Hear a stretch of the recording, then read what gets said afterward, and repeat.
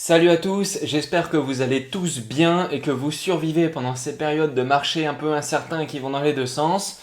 Aujourd'hui, je vais vous faire une vidéo pour vous expliquer la différence entre Polkadot et Kusama. Parce que là, en ce moment, au moment où je fais la vidéo, on commence les périodes de crowdloan, on commence les périodes des auctions, et on est sur les auctions et sur les crowdloan de Kusama. Et je reçois beaucoup de questions. Je reçois beaucoup de questions et notamment des choses que j'entends à gauche et à droite sur certaines chaînes où il est important que je vous en parle pour éviter qu'on fasse des erreurs. Donc j'entends beaucoup Kusama c'est un réseau de test. Kusama c'est un testnet. Kusama c'est le petit frère, c'est le cousin. Eh ben écoutez, là dans la vidéo on va aller beaucoup plus loin que ça et moi je vais vous expliquer la différence entre les deux. On essaiera aussi de voir est-ce que c'est mieux d'aller plutôt sur les crowdloans de l'un ou sur les crowdloans de l'autre ou voire peut-être même pas participer. Mais est-ce que c'est mieux de se focaliser sur un réseau Kusama ou c'est mieux de se focaliser sur l'autre réseau Polkadot? Et bah tout ça, je vais vous expliquer la différence et de toutes les explications que je vais pouvoir vous apporter dans cette vidéo, vous pourrez faire votre conclusion vous-même. Et ça va être bien. Donc je vous propose de passer sur le PC. J'ai rédigé un article qui est bien complet et qui est sur polkafrance.fr. Comme d'hab, je m'appuie dessus et je vous fais la présentation. Allez, c'est parti. Cette vidéo, elle est propulsée par PolkaSwap. Si ça vous plaît, vous pouvez aller sur la plateforme, vous regardez, vous pouvez swapper des tokens et faire de la DeFi sur polkaswap.io.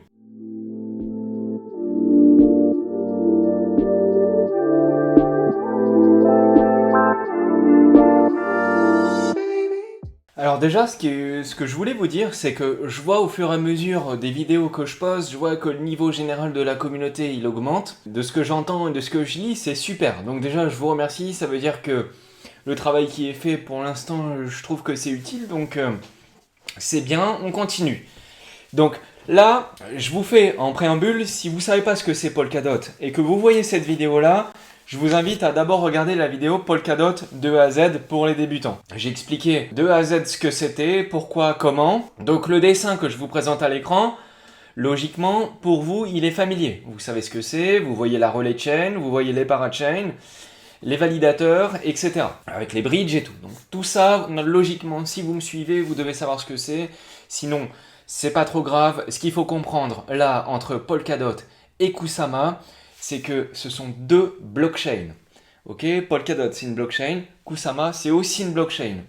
Elles sont indépendantes. L'une fonctionne sans l'autre. L'une a des caractéristiques, l'autre a d'autres caractéristiques. C'est des blockchains qui sont fabriquées par la même équipe, les équipes de Parity Technology et de la Web3 Foundation. À la tête, il y a Gavin Wood, donc ça vous le savez. Et Polkadot, c'est un réseau qui se veut plus sécurisé, plus stable, avec plus de reward pour les validateurs. Donc ça entraîne plus de validateurs. Donc s'il y a plus de validateurs, il y a plus de sécurité, etc. etc. À l'inverse, Kusama, c'est aussi une blockchain. Il n'y a pas de lien entre les deux pour l'instant. Il y aura des bridges qui vont permettre de les connecter, puisque ce sont des réseaux qui sont interopérables. Mais pour l'instant, au moment où je fais la vidéo, il n'y a pas encore le lien entre les deux. Il y en aura plus tard. Donc les deux, c'est deux blockchains bien différentes. Seulement, elles ont été faites par la même équipe et elle a la même propriété. Donc c'est des blockchains qui ont la même vitesse de transaction, par exemple. Donc si vous faites une transaction sur Kusama, vous swappez, vous échangez, vous envoyez des jetons et vous vous renvoyez des jetons dans un autre endroit, la vitesse sur Polkadot, c'est la même que la vitesse sur Kusama. Au niveau des frais, Kusama, c'est moins cher. C'est moins cher parce qu'au moment où je fais la vidéo, quelques semaines avant, il y a eu un référendum et par référendum, il y a eu un vote qui a eu lieu et pour diminuer les frais de transaction du réseau par 50.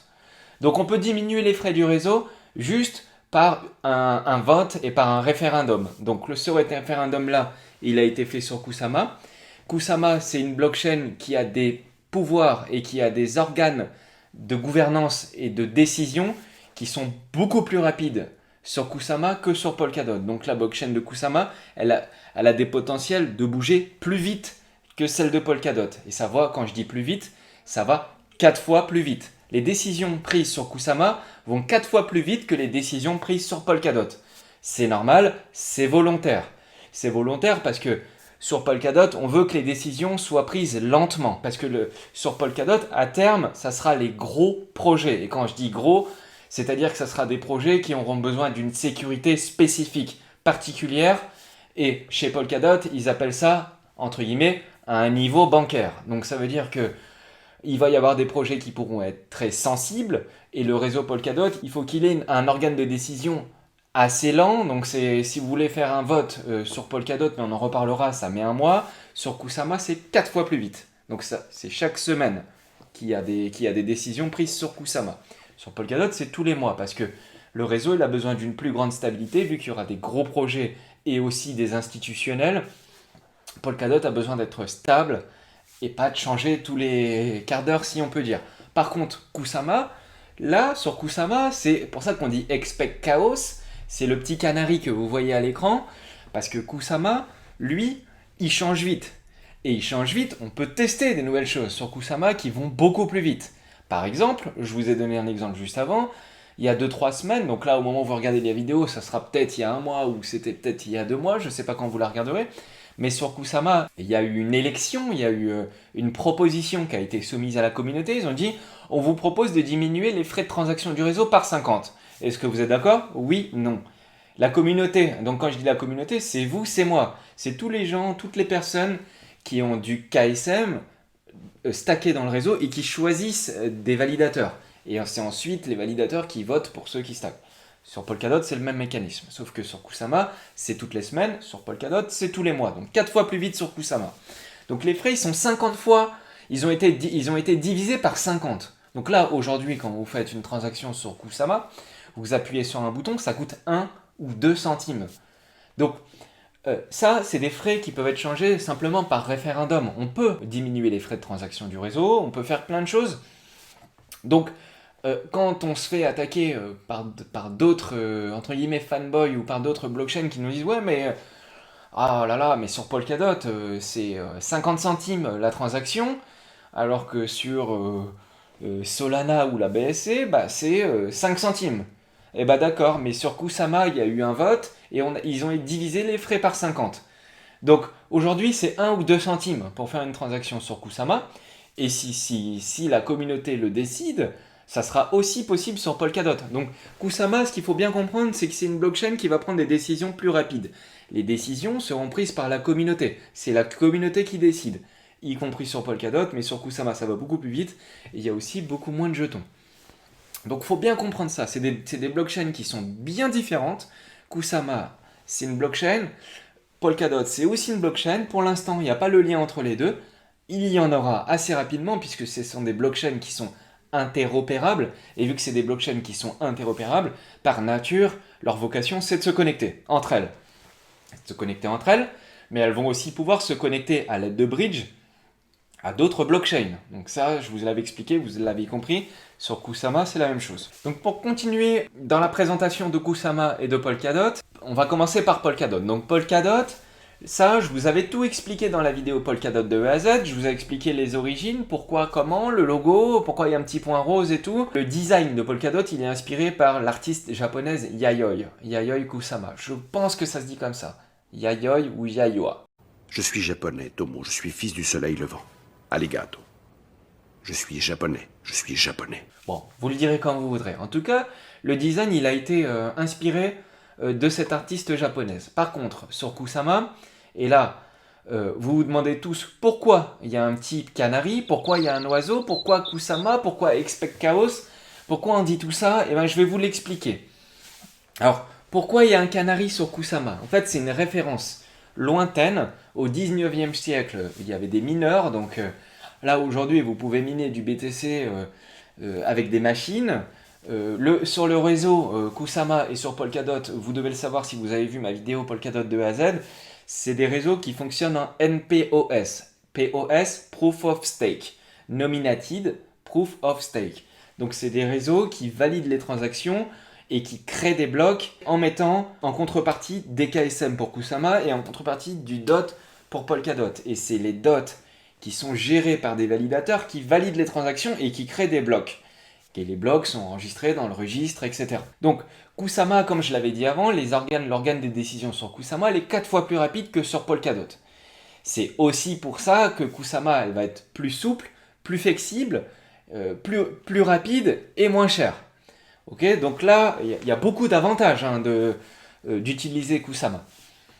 Donc, Kusama, lui, ils utilisent un petit oiseau, donc un canari. Pourquoi? Parce qu'au 19e siècle, dans les mines de charbon, les mineurs, donc les gens qui prenaient des pioches, qui allaient miner, qui allaient taper dans la roche pour extraire le minerai, ils emmenaient toujours avec eux un petit canari dans une cage, comme vous pouvez le voir à l'écran. Pourquoi ils font ça? Parce qu'en fait, le canari, l'oiseau, je ne sais pas si vous le savez, mais l'oiseau, il est sensible aux émanations de gaz. Alors, les gaz, je ne sais pas lesquels, mais c'est des gaz toxiques. Donc, dès qu'il y a des gaz toxiques, l'oiseau, quand il est dans sa cage, vous le sentez pas, mais l'oiseau, lui, il le sent, parce qu'il a des récepteurs, enfin, je suis pas le roi de la physique ou le roi de l'anatomie, mais en tout cas, l'oiseau, lui, quand il sent un gaz que vous sentez pas, lui, il le sent.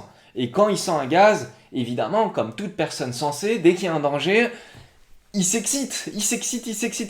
Donc vous aviez la cage. Un oiseau qui s'excite, vous êtes au fond, à 800 mètres, en dessous du sol, en train de miner comme un ouf, en train de taper pour extraire du minerai et tout. Vous voyez l'oiseau dans la cage qui a senti un truc toxique. Je peux vous dire que vous prenez la cage et vous remontez vite. Et ben Kusama, sur la blockchain Kusama, c'est exactement la même chose. C'est-à-dire que sur Kusama, on va implémenter, on va créer des nouvelles technologies. Enfin, c'est pas moi, mais les projets vont implémenter, les projets vont déployer, les projets vont créer des nouvelles technologies et des nouvelles applications sur la blockchain et ils vont le faire sur Kusama. Pourquoi ils vont le faire sur Kusama et pourquoi ils ne le font pas directement sur Polkadot? Alors, il faut savoir que c'est possible, mais il y a un intérêt d'aller d'abord sur Kusama pour aller ensuite sur Polkadot. C'est que l'intérêt d'aller sur Kusama, c'est que c'est beaucoup moins cher. Et on peut tester des applications à des frais réduits. Donc si vous voulez louer une parachain sur Kusama, ça sera beaucoup plus abordable que de louer une parachain sur Polkadot. C'est normal. Et non seulement ça, mais en plus c'est la blockchain qui va être un petit peu plus souple, mais ça vous allez le comprendre après. C'est une blockchain qui est plus souple, qui est plus petite, où il y a moins de fonds, et donc on risque moins de se prendre une grosse tôle. Donc je ferai un parallèle après, vous comprendrez, je vous donnerai un exemple avec Yearn Finance qui fait de la DeFi sur Ethereum. Donc Kusama, voilà, le petit oiseau, le canari, maintenant vous savez ce que c'est au fond des mines de charbon, le petit canari qui sent le gaz toxique, qui s'excite et il se dit, oulala, c'est le bordel, stop. Et bien là, ça, sur la blockchain, ça va être pareil. Dès qu'il y a un projet qui va vouloir implémenter une nouvelle technologie où on n'est pas sûr, parce que sur Kusama et avec le Substrate, il y a des nouveaux langages de programmation, les smart contracts, ils seront codés en WASM, W-A-S-M, qui, selon Gavin Wood, sera l'avenir des smart contracts qui ont été auparavant, et donc qui sont toujours sur Ethereum, codés en Solidity. Et bien là, il va y avoir des nouvelles applications, on va pouvoir aller un peu plus loin dans la blockchain, tester des trucs, et ça va être fait en premier sur Kusama, pour tous les intérêts que je vous ai cités juste précédemment. Donc, quand on me dit, et là, ça, je l'entends, pas tous les jours, mais presque, et même en vidéo, je vois sur d'autres vidéos et tout, j'entends des trucs où Kusama, alors je vous fais ce qu'on me dit, ou ce qu'on m'écrit, ou ce que j'ai pu entendre. On me dit, Kusama, c'est le testnet de Polkadot. Un testnet, en fait, c'est un réseau de test, c'est pas un vrai réseau, c'est juste des faux jetons, juste pour tester, etc. Et ben ça, moi je vous dis, c'est faux. Kusama est un testnet de Polkadot, c'est faux. Stop.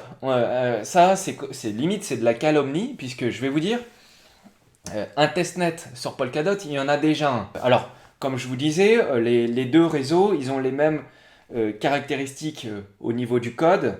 Enfin, ils ont une grosse partie du code qui est similaire. Et puis après, sur Kusama, comme l'organe de décision il est plus rapide, on implémente des nouveaux trucs, on teste, on divise les transactions par 50, on installe enfin, tout va beaucoup plus vite sur Kusama. Donc, quand on dit Kusama c'est le testnet de Polkadot, c'est faux parce qu'il y a déjà un testnet et il s'appelle West End. Ok, je l'ai mis dans l'article, ça s'appelle West End et ça c'est un testnet. Ça c'est un vrai testnet. C'est le testnet de Polkadot et de Kusama puisque de toute façon les deux ils sont codés avec le substrate de Polkadot. Donc les deux, si vous voulez coder un projet, vous allez d'abord utiliser West End. Et vous n'allez pas créer, tester un projet sur Kusama.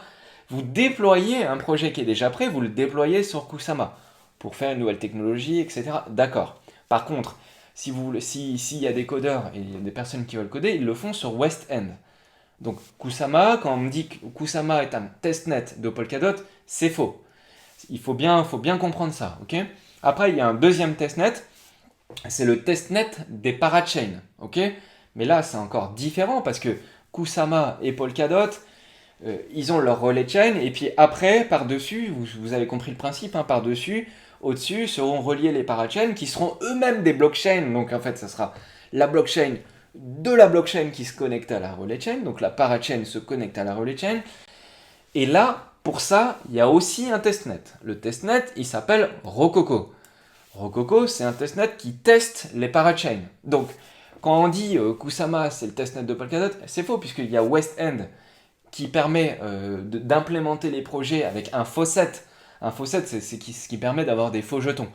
Donc, c'est des faux Polkadot, c'est des faux DOT, c'est des faux KSM qui vous permettent de tester vos applications sur le projet, etc. Après, il y a des fournisseurs d'applications qui peuvent aussi vous permettre de mettre à disposition un testnet. C'est ce que fait certains projets. Ça peut aussi arriver, ils ne sont pas obligés d'utiliser le testnet de Kusama et de Polkadot qui s'appelle West End ou Rococo, mais il y en a certains qui ont leur propre blockchain interne. Bon, voilà. Ensuite, je peux entendre aussi des gens qui me disent Kusama, c'est le réseau de test de Polkadot.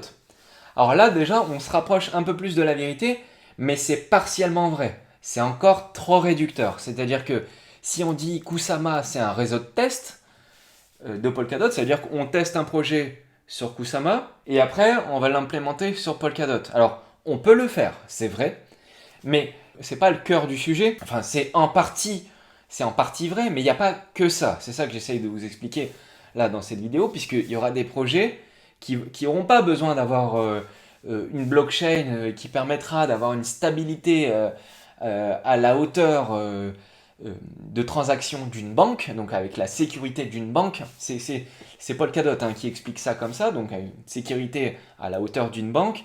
En fait, vous pouvez avoir la blockchain Kusama qui suffit amplement. Et il y a plusieurs projets qui vont coder uniquement sur Kusama. Donc, de dire Kusama c'est le réseau de test de Polkadot, c'est faux puisque c'est trop réducteur, puisqu'il y aura des projets qui vont aller juste sur Kusama parce qu'ils n'auront pas besoin d'avoir la grosseur du réseau et de payer très cher pour avoir une place sur Polkadot et pouvoir bénéficier de la stabilité et de la sécurité du réseau Polkadot. Donc il y aura beaucoup de projets sur Kusama et ça suffira amplement pour beaucoup des projets. Donc voilà, c'est vrai, mais c'est pas que ça. Après, on me dit aussi, Kusama c'est un réseau où des projets veulent implémenter des fonctions inédites sur la blockchain avant de pouvoir les déployer de manière totalement sécurisée sur Polkadot. Ça c'est vrai.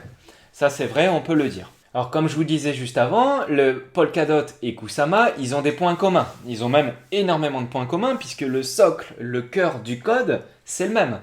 C'est le même, sauf que comme je vous avais dit, Kusama a ses particularités, Polkadot aussi. Je vous fais l'avantage-inconvénient juste après. Mais pour illustrer un peu ce que j'essaye de vous expliquer, si on devait le décrire, donc les deux ont été créés par Parity, et si on devait le décrire, on pourrait dire que Kusama c'est un réseau intrépide, rapide. Il va pouvoir faire des tests, faire des trucs, aller plus loin, implémenter, tester, mettre une nouvelle technologie parce que le substrate il va permettre avec les nouveaux smart contracts ça va permettre d'aller beaucoup plus loin. Donc Kusama et ça ils vont pouvoir le faire rapidement et à frais réduits. Donc Kusama c'est super pour ça. C'est super pour ça et il y aura aussi plein de projets où ça suffira amplement comme je vous le disais juste avant. Ensuite si on devait décrire Polkadot, on va dire que Polkadot lui il est plus conservateur. C'est pour ça qu'on pourrait dire que Kusama entre guillemets c'est le petit frère un peu fougueux, un peu rapide, un peu qui fonce la tête baissée, qui va vite et qui... On peut dire ça comme ça aussi. Et puis Polkadot, lui, il est plus conservateur. Lui, il va privilégier la stabilité et la sécurité, la fiabilité. Polkadot, tout a été fait pour que ce soit sécurisé au maximum, pour que vous puissiez avoir des projets qui sont énormes et qui pourront se sécuriser et avoir du code hyper stable sur Polkadot et en toutes circonstances.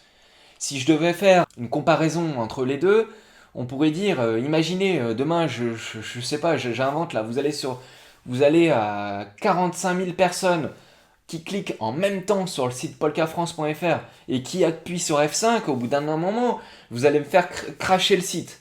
vous allez me le faire tuer. Et bah avec Polkadot, ça sera tellement gros, tellement big, avec plus de validateurs, plus de sécurité, plus de fiabilité.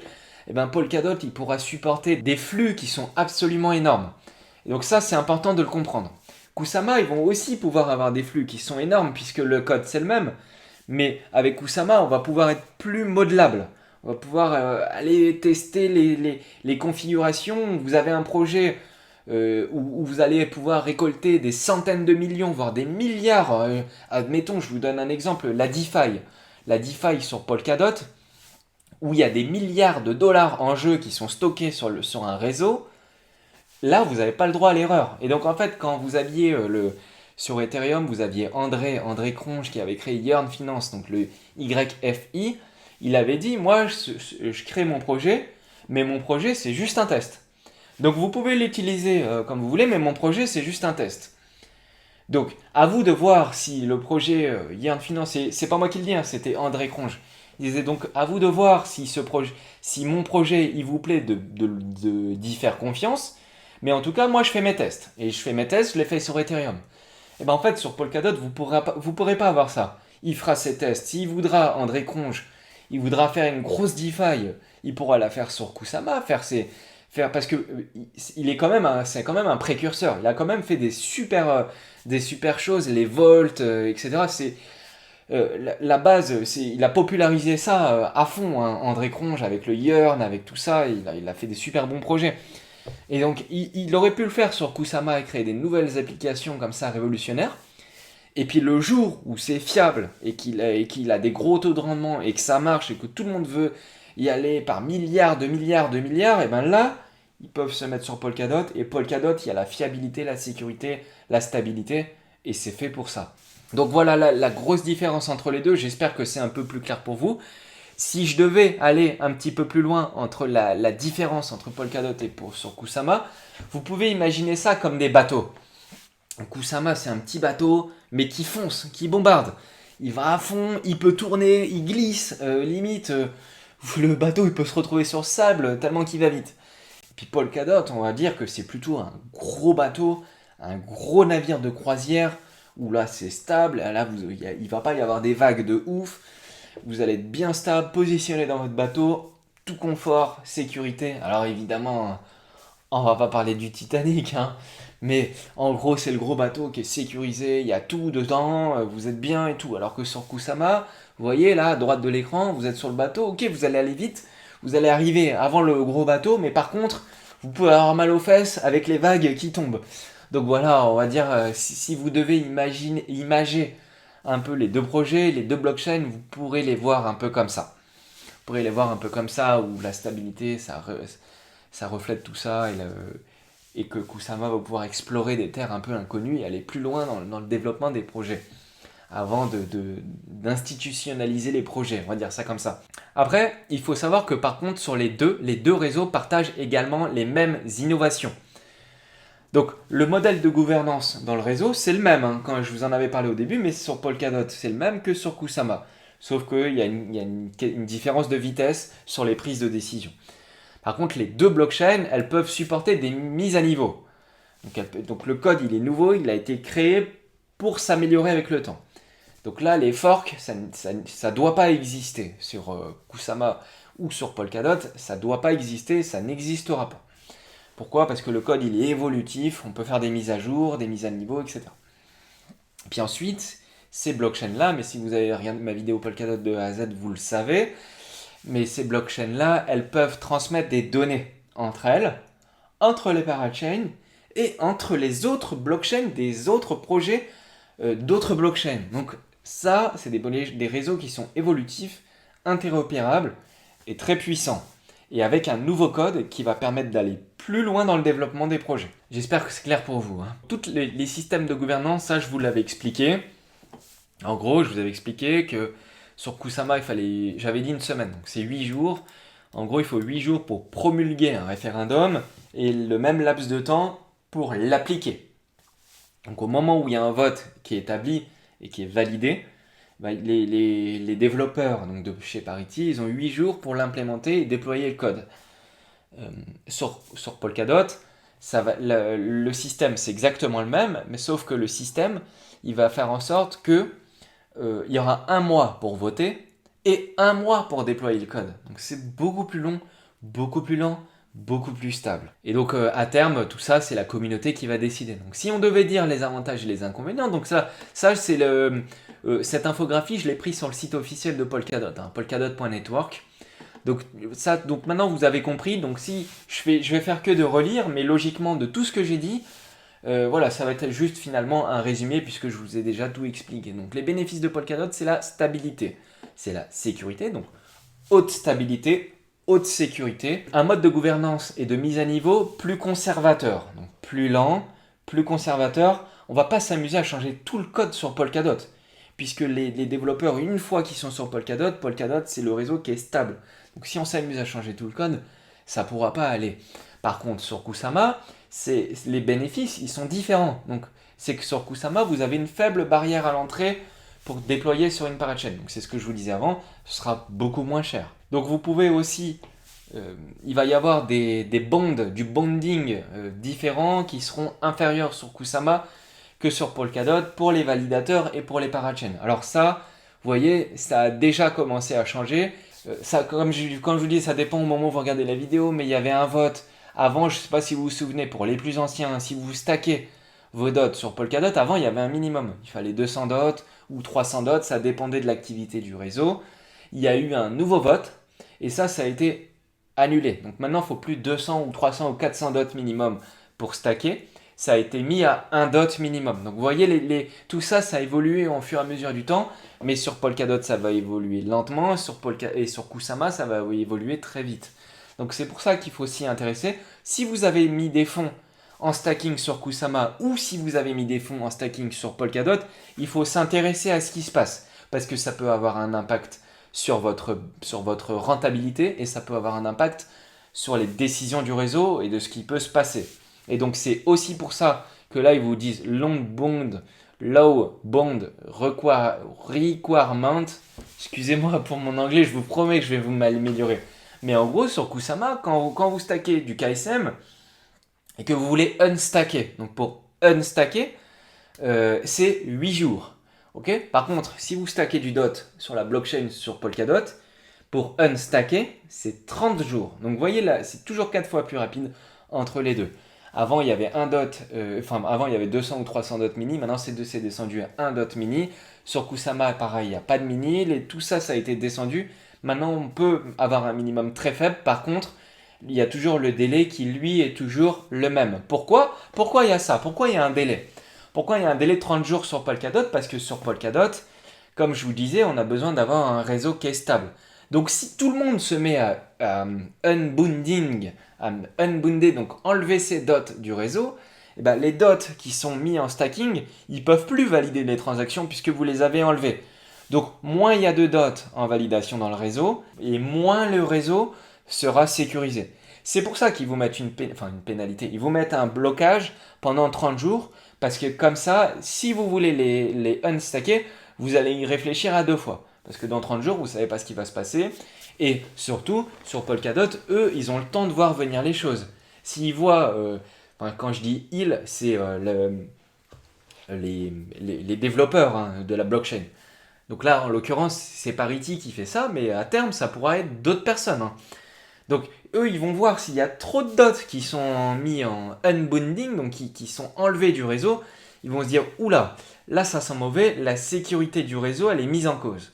Mais ça, du coup, vu qu'il y a 30 jours de déblocage, ils ont le temps de le voir venir. Et pour pouvoir réinciter des nouvelles personnes à venir stacker, ils pourront mettre en place un programme de validateur reward. Et d'ailleurs, on le voit, il y a les bénéfices sur Polkadot, c'est d'avoir des validateurs reward plus importants. Donc on va récompenser plus les validateurs du réseau sur Polkadot que sur Kusama. Alors, je ne parle pas du stacking, je parle des validateurs. Okay, c'est ceux qui ont une node, une master node, pour ceux qui savent ce que c'est. Donc si vous, par contre, sur Kusama, de toute façon, à peu près sur les deux réseaux, le stacking, il est à peu près en général équivalent. Après, évidemment, si moins il y a de personnes qui mettent en stacking, et plus le reward augmente. Et puis, les cas d'utilisation sur Polkadot, ça va être plus des entreprises et des applications pour les entreprises. Donc, qui dit entreprise dit application sensible, gros montant. institutionnel, financier, avec des grosses plus-values. Donc c'est pour ça qu'ils disent, avec des applications de haute valeur qui ont besoin d'une sécurité à une échelle bancaire. Donc ça veut dire que si vous mettez des dots sur le réseau Polkadot, il y aura une sécurité aussi forte qu'un coffre-fort dans une banque. En gros, c'est ça que ça veut dire. Et puis, upgrade pay for early stage application, oui, bon, ça c'est un peu moins important. Et par contre, sur Kusama, là, sur Kusama, vous allez avoir des développements plus rapides. Vous allez pouvoir vous installer beaucoup plus vite. Vous allez pouvoir expérimenter des nouvelles idées. André Cronge, quand il a fait son test, il a dit « Moi, c'est juste un test ». Il l'a fait, il y a eu des milliards de dollars dessus. Il pourra le faire sur Kusama. Il dit « Voilà, je fais mon test sur Kusama ». Et puis, s'il voit qu'il y a des milliards qui arrivent sur Kusama, eh ben, il pourrait le faire sur Polkadot avec la stabilité du réseau et la fiabilité beaucoup plus importante à une échelle bancaire. Donc, les applications, elles n'auront pas besoin forcément, et ce n'est pas tous les projets qui ont besoin d'une application à une échelle bancaire. Il peut y avoir un projet de NFT, c'est pas trop grave. Enfin, je veux dire, la sécurité du réseau Kusama, elle est tout à fait satisfaisante pour des applications comme ça. Donc, il y aura plein de projets qui seront sur Kusama et qui ne seront pas sur Polkadot. Et ça pourrait être le cas et vice-versa. Mais ça sera beaucoup plus cher d'aller sur Polkadot et ça, je pense que par défaut, je pense qu'il y aura plus de personnes d'abord sur Kusama et ensuite sur Polkadot. Donc là, je fais un petit clin d'œil. D'abord sur Kusama, ensuite sur Polkadot, ça va chauffer. J'espère que vous avez compris c'était quoi cette petite référence. Voilà, j'espère que vous avez tous compris et que ça vous a plu. Maintenant, logiquement, Kusama et Polkadot, ça n'a plus de secret pour vous. Et si maintenant vous vous posez la question, est-ce que je participe au crowdloan? Est-ce que ça vaut le coup? Est-ce que je le fais sur Kusama ou est-ce que je le fais sur Polkadot? Eh bien, ça dépend des projets, ça dépend des réseaux. Si vous avez des projets qui ont prévu de s'installer que sur Kusama, là, je vous dis banco, allez-y. Si vous avez des projets qui n'ont pas besoin d'aller sur Polkadot et qui n'ont pas besoin d'avoir une sécurité à une échelle bancaire, comme ils disent chez Parity, eh ben dans ce cas-là, allez-y. Allez-y, foncez sur Kusama. Par contre, si vous voulez des gros projets, et quand je dis gros projets, ça peut être les projets sensibles, donc je pense notamment aux 3 gros auxquels on est en train de parler en ce moment, mais bientôt il y en aura d'autres, et je suis sûr je suis même certain, j'en ai entendu parler de quelques-uns, mais il y aura d'autres gros projets qu'on n'entend pas encore aujourd'hui et qui vont arriver. Et les projets d'aujourd'hui, c'est pas forcément les projets de demain, et c'est pas forcément les meilleurs. Donc c'est pour ça que je dis à chaque fois, gardez-en sous le pied. Donc, est-ce qu'il faut aller sur des crowdloans sur Polkadot ou est-ce qu'il faut aller sur des crowdloans sur Kusama? Est-ce que même aller sur des crowdloans, ça c'est vous, faites votre décision en fonction de vous, comment vous voyez les choses.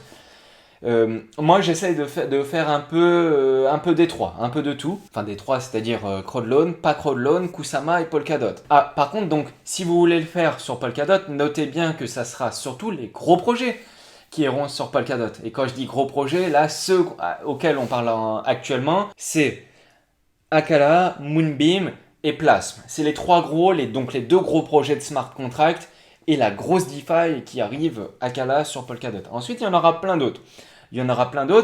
Et c'est pas parce que je les cite que c'est forcément eux qui seront les plus rentables. C'est important de le noter. Après, il y aura Chainx aussi. Si ce qu'ils veulent faire, ils vont avoir besoin de la sécurité d'un réseau comme Polkadot. Surtout s'ils voient les milliards arriver. Bon, ça c'est un autre sujet. Je ferai une vidéo sur Chainx le moment venu. Mais en tout cas, voilà, j'espère que maintenant c'est un peu plus clair pour vous et que vous savez maintenant ce que vous voulez faire. Et ce que vous voulez faire, vous pouvez prendre aussi une décision en fonction de ce qui vient d'être dit et en fonction de vous et de votre stratégie. J'espère que tout ça, ça vous plaît et que ça vous a plu. Si vous avez des questions, allez-y, posez-les. J'essaye de répondre, surtout dans les commentaires sur YouTube, parce que maintenant sur les autres réseaux, je réponds aussi, mais on est beaucoup trop. Vous êtes des fous et ça fait grave plaisir. Donc merci à tous. Si ça vous plaît, pouce et vous pouvez vous abonner là. Ça fait longtemps que je ne vous l'aviez pas dit. Vous pouvez le faire là. Et puis je vous dis à bientôt. Sinon, je vous mets en description les liens des réseaux. On est beaucoup. Sur Telegram, on répond avec les admins et on balance les bons plans aussi du réseau Kusama et du réseau Polkadot sur Telegram, sur Twitter, sur Discord et sur Twitch. Et maintenant, je vais bientôt faire un live prochainement sur YouTube Live, donc j'ai vu qu'il y avait un peu plus de monde, donc j'en ferai un de temps en temps et ça sera avec plaisir. Donc je vous dis salut à tous, j'espère que ça vous a plu et à la prochaine. Ciao.